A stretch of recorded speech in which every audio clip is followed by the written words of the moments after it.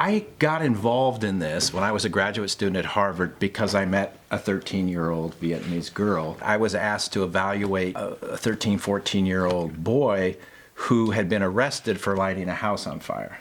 And in talking with this teenager who was a sort of white Irish Catholic, what I learned was that at the dinner table, his father would be talking to him with some alcohol in his system about the Vietnamese family that moved down the street. And the message was they didn't belong here. So then I wanted to meet the family that house got lit on fire. And in the midst of this family was this 13-year-old girl who was there as an unaccompanied child. And she had lost her mother at sea during, the boat exodus. She was so compelling because the personal heartache and the tragedy that she went through was profound. But yet, within about a year and a half's period of time, she was fluent in English. She was the top math student in the junior high school, and she was, functioning at an incredibly high level. But it really was what engaged me in this whole question of how can kids go through bad experiences.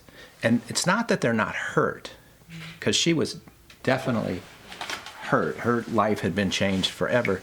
But she still managed at a functional level, at a social level, actually at an interpersonal level. So she was kind of responsible for framing my dissertation work, which is then what took me to Thailand. And I worked on the Thai-Cambodia border. On the, I think, third or fourth day I was there, I was standing on the steps of the UNHCR building, looking out over the camp, and I saw this woman who was outside the camp running back towards the barbed wire. So Cao Dung was encapsulated in barbed wire, and there were Thai soldiers in different places. And I saw this Thai soldier pointing his gun at this woman. I scream out in English, "You can't do that, you can't do that." He aimed the gun, he pulled the trigger, the woman was up on the wire, and she dropped, and she was killed.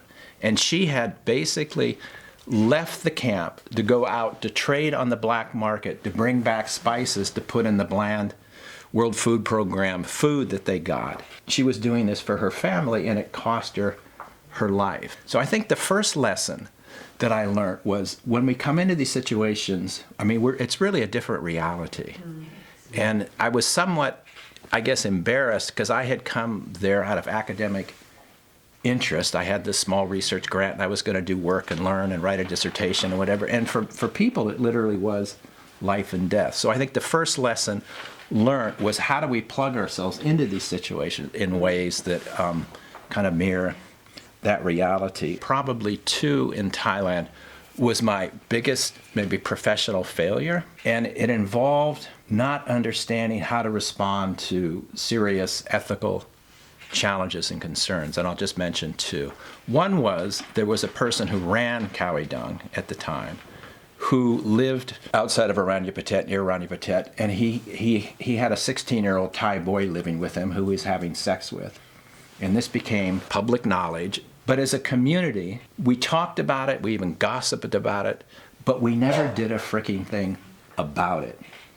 And I look back on that as a real ethical dull point in my life, and I would say the collective life of relief workers. And perhaps the only redemptive moment I had was in 2005.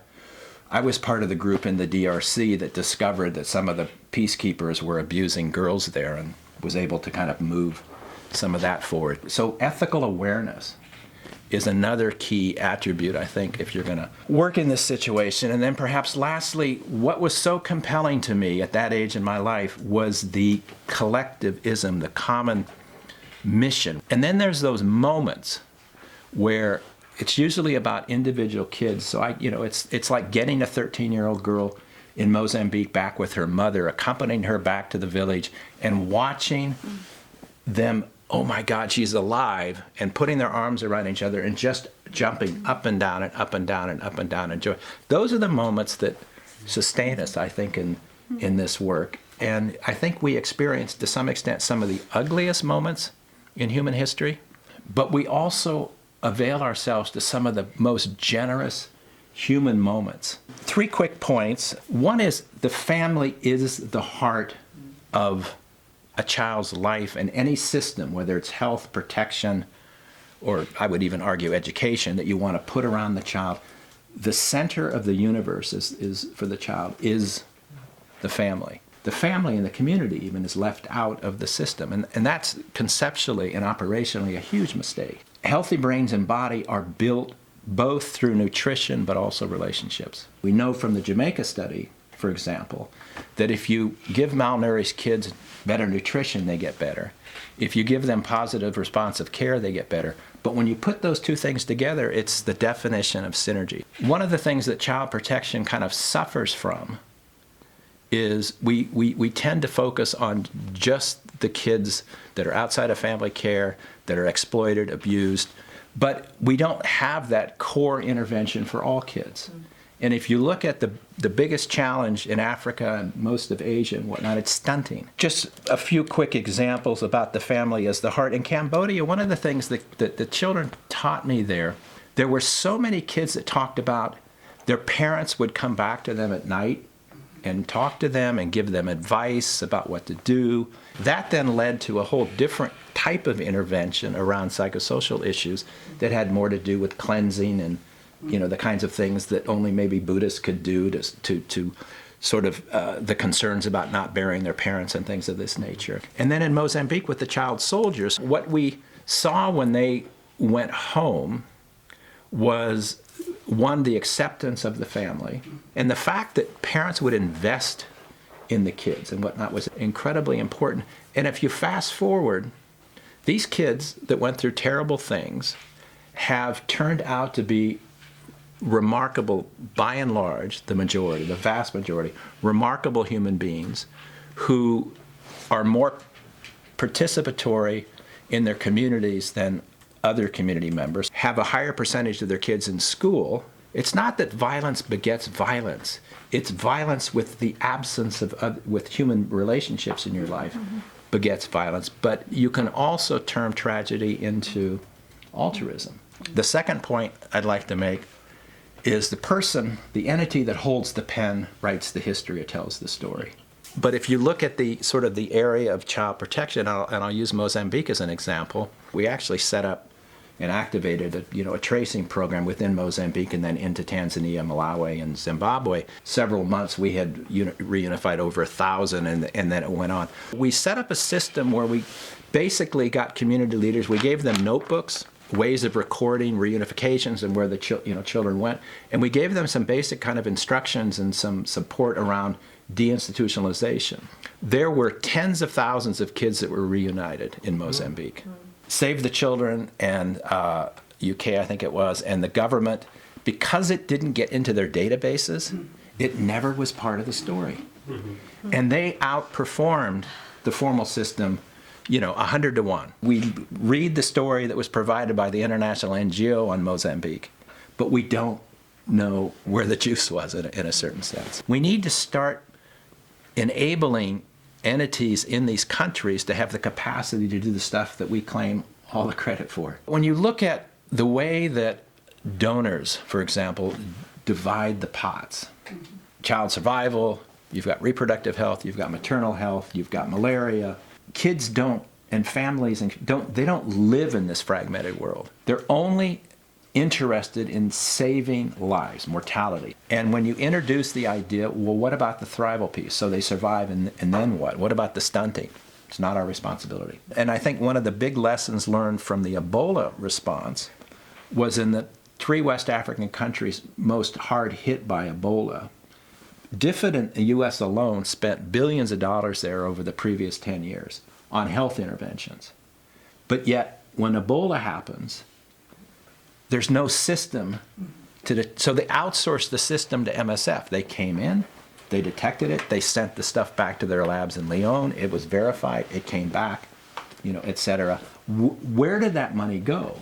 What was sustainable about the approach to health in those 3 countries? There's huge challenges with the absence of actually focusing on developing systems for people there. The things we cook up in Washington and Brussels and Seattle, for example, are not necessarily grounded in the realities of the people on the ground, and we're wasting a lot of time and effort. I'll end with what excites me today and what I'm doing is I've actually been able to get quite a bit of money from some foundations. We're working at community level in 7 countries, and we're advanced in 3 countries. One of the more advanced areas is Haiti, where we're in the northern part. And so the program there, it's actually Notre Dame started with a mother tongue literacy program, and when we're now integrating sort of whole child or social and emotional learning, I'm able to do is say, okay, how can we complement that? We've gotten the Archbishop has agreed to integrate sort of this healthy brain stuff into all of their pastoral counseling, so the early marriage stuff, the family counseling stuff, and whatnot. So we're creating materials in Creole, we're, the simulations and how important parents are as champions. And then we're doing asset mapping where we're looking at what are communities doing to help families meet tuition needs, for example, and nutrition needs. We're doing a similar thing in Kenya where we're working out near Mount Kenya. National government becomes very political. But local government, you have to be more responsive to the needs of people in the community. And so we're working at the ward level within a district, and there's 25 communities there. There's a technical school there. Reorient the technical school to create skill training that fits the local economy. So our piece is trying to look at how can rural youth stay focused, and how can we create this continuum from household to school to youth development, and challenge this fragmented approach. So that is why at my age I continue to do what I do, because maybe we can just demonstrate a little efficacy in a few places. Thank you. Thank you. Comments?